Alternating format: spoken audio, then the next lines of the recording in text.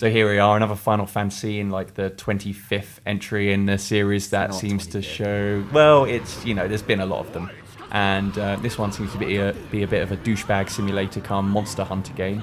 I'm not a big fan of the Final Fantasy franchise. Really? I think it's massively convoluted. I've never been a big fan of the turn-based combat, which I know is ditched a little while back, but for me the series has always been very niche and clannish almost in terms of its audience, and it's just never really appealed to me, and this doesn't look like it's going to change my perception of that. No, see, now, for a Final Fantasy fan that has been beaten down constantly by the 13 series, like the collection of Final Fantasy 13 games, some of the worst in the franchise history. Well, you know what? Lightning Returns is the only one that has piqued my interest, just because it was trying to do different with the, end of the world countdown clock. See, and that's sort of what I like about this. The battle system looks fairly familiar, especially if you play Kingdom Hearts. There's a lot of influence there. The director of Kingdom Hearts 3 has actually moved off of that project and onto Final Fantasy 15.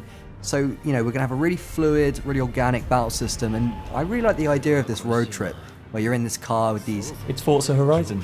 It could be Forza Horizon meets Final Fantasy, and I'm game for that. The world looks really interesting, fine. It looks super dramatic again, which, is becoming a bit of a problem because 13 It's a po-face. So po-face. Yeah. It's horrible, but it just looks like this one looks a little bit more fun than 13. 13 was way too serious, and I think the road trip aspect is going to be a nice change of pace. It is a beautiful game. I'm not going to deny it. The fact that if there's any reason I play it, it's just because of how stunning it looks. I mean, the cutscene animations, which have always been a hallmark of the series in the past, just look absolutely phenomenal. And the in-game footage, the lighting effects, the particle details, just the slickness of the animations is just, it's one of the best looking games I've seen coming out on the X1 in the next year. It just looks phenomenal. We don't actually have a release date for Final Fantasy 15, but there is a playable demo coming in March. So I'm I've made an assumption there.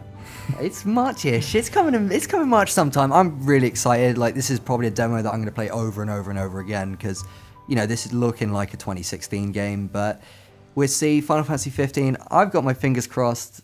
I am cautiously optimistic despite hating the series. That's good enough.